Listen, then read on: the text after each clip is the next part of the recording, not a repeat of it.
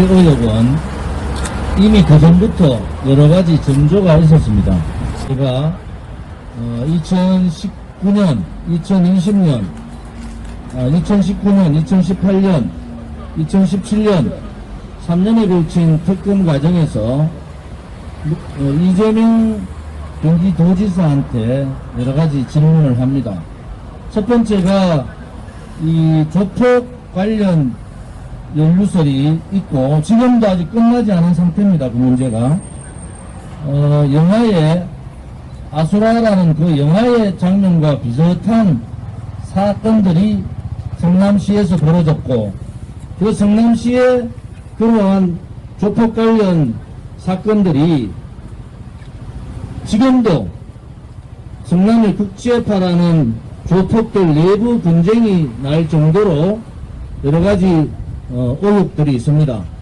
아마 대장동 사건이 끝나면은 이 조폭 관련 사건도 곧 터질 것 같아요. 지금 법정에서 여러가지 이재명 지사의 불리한 증언들이 나오고 있는데 언론들이 그 문제를 묻고 있다 이렇게 말씀을 드리고요. 이 대장동 의혹 하천 대유의 상황들은 결과적으로 개인들한테 엄청난 이권을 줬다.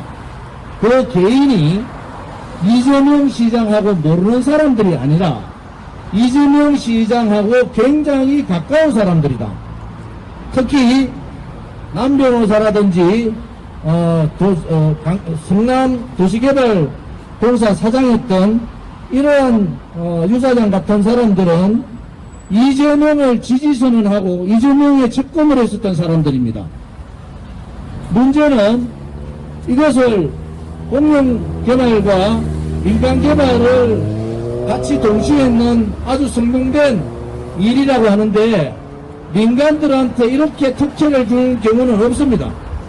그것도 하천대유라는 회사는 시행을 해보지 않은 처음 시행을 시작하는 알려지지 않은 회사예요.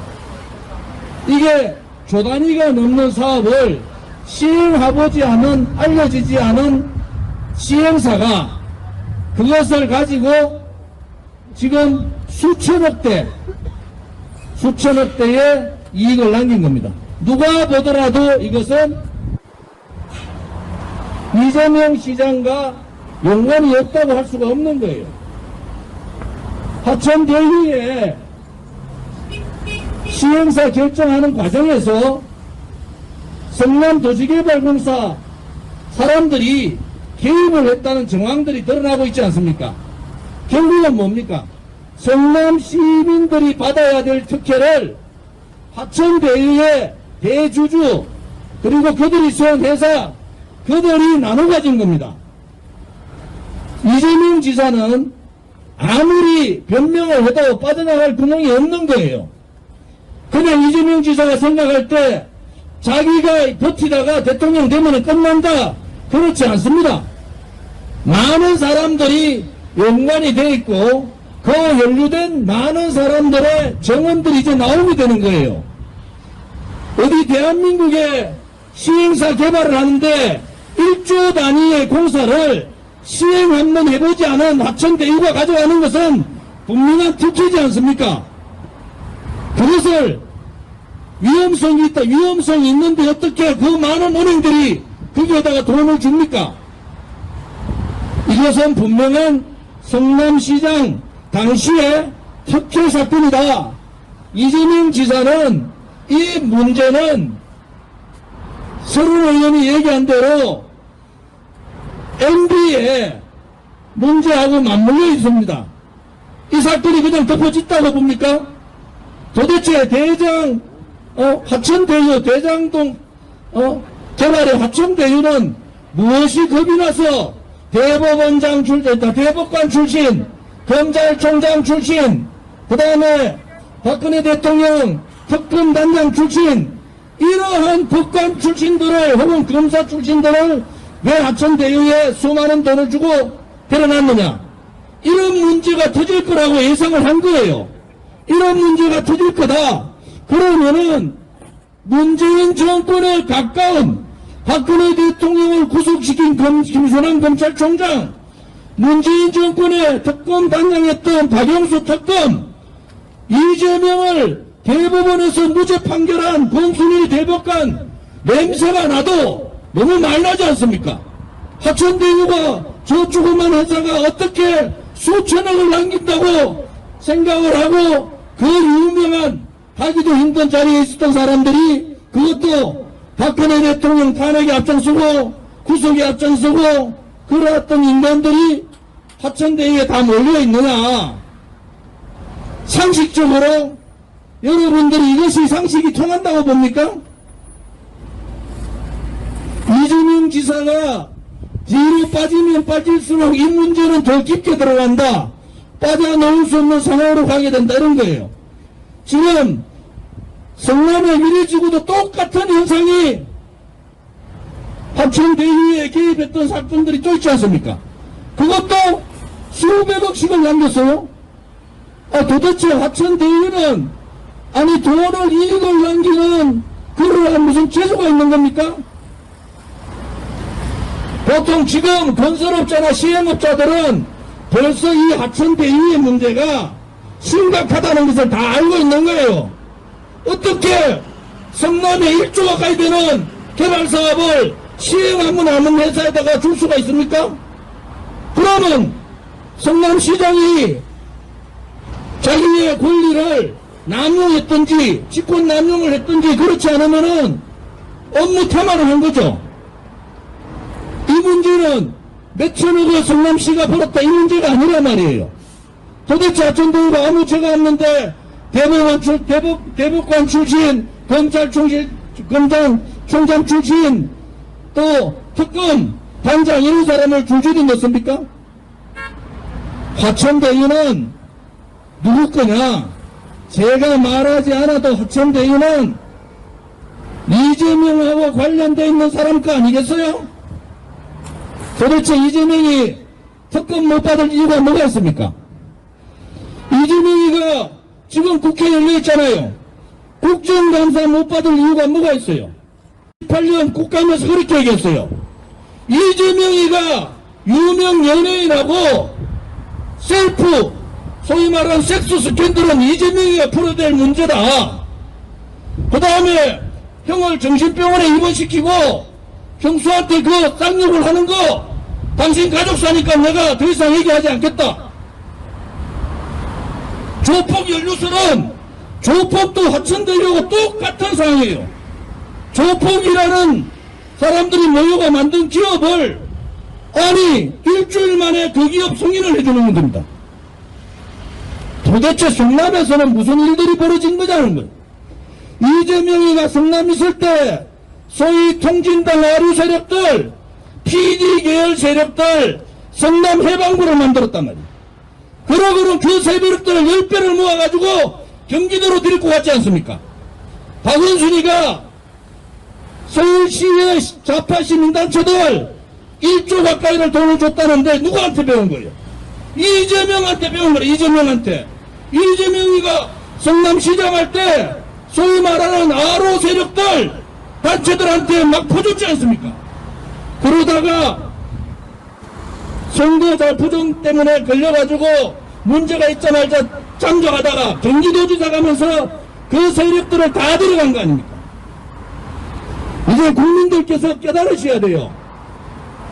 도대체 이 대한민국이 이번에 대통령 후보들 보니까 국민의힘이나 더불어민주당이나 나쁜 놈 순서대로 뽑는 거야. 나쁜 놈 순서대로 1등, 2등, 3등 하고 있더라고. 아니 대한민국이 진실되고 정의로운 나라가 어떻게 나쁜 놈 뽑는 선거가 됐단 말이에요.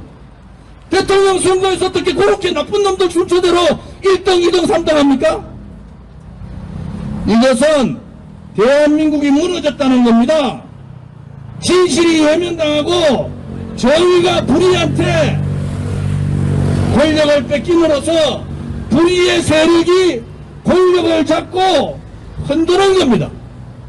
거기에 마지막 남아있는 자유우파 국민들과 우리 공화당만이 5년 가까이 하루도 빠짐없이 투쟁을 한 거예요. 무엇이 진실입니까?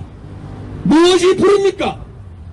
좌파 극자 세력이 나가지고 헌법재판소에서 해산해버린 통진당 아로 세력들을 성남해방구에 끌어모은 이재명이가 정입니까?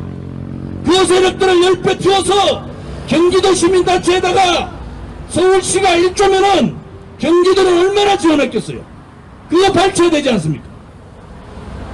조폭 연루에다가 탤런트 스캔들에다가 가정에다가 저는 입에도 못 닦겠어요. 어떻게 대한민국의 국격이 품격이 떨어져도 형수한테 그런 욕을 하는 놈을 어떻게 대통령 후보로 인정할 수 있습니까? 상식적으로 우리 아이들한테 그 얘기를 들려줄 수도 없어요. 부끄러워서. 그런 사람이 대통령을 하겠다? 의혹투성이에요. 제가 국정감사에서 얘기했어요. 20가지. 그것도 이루 말할 수 없는 이재명의 20가지의 의혹이 있는데, 제가 그 당시에는 탈당을 해서 대한애국당을 만들고 있을, 또 우리 공화당에 있을 때입니다. 제가 그렇게 의혹을 제기해도 국민의힘은 말 한마디 안 하고 있습니다. 아무 말 못하고 있어요. 이제 국민들께서 깨달으셔야 됩니다. 최소한도로 대한민국의 대통령이 되려면은 도덕적으로 초등학생들한테 도덕적으로 깨끗해야 되고, 또 최소한 자기 형수한테 쌍욕을 하는 그런 사람은 대통령이 되면 안 되지 않습니까? 의혹도 한두 개가 아니잖아요. 조폭 연루 의혹에다가 검찰 사칭 의혹에다가 검찰 사칭을 했죠. 그리고 벌금 받았잖아요. 여러분, 이재명이나 윤석열이나 홍준표나 유승민이나 꼽지 이겠지 아닙니까? 도대체 이 대한민국의 대통령 선거 이렇게 가도 되는 겁니까? 이게 정말 대한민국 국민들이 정신 차려야 됩니다. 이렇게 가면요, 나라는 저질 국가가 되는 겁니다. 저질 국가. 국민은 1등 국민인데 나라는 저질 국가가 되는 거예요. 최소한도로 대한민국이 대한민국다운 나라가 되려면은 품격과 국격을 갖춰야 되지 않겠습니까? 그런 쓰레기 같은 것들이 대통령 하겠다는데 그게 되겠습니까, 여러분?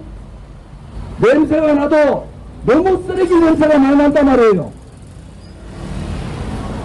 이제 오늘 기자회견 마무리하겠습니다. 아무튼 오늘 와주신 우리 자유우파 국민들, 우리 공화당 동지들 감사합니다. 코로나가 지금 많이 있는데 우리 공화당은 이미 위드 코로나 선언을 했어요. 제가 오시면은 이 거리두기 좀 따라 드셔야 돼. 거리두기 아시겠어요? 오늘 오신 분들께 감사드리고 이제 이 기자회견은 마치도록 하겠습니다.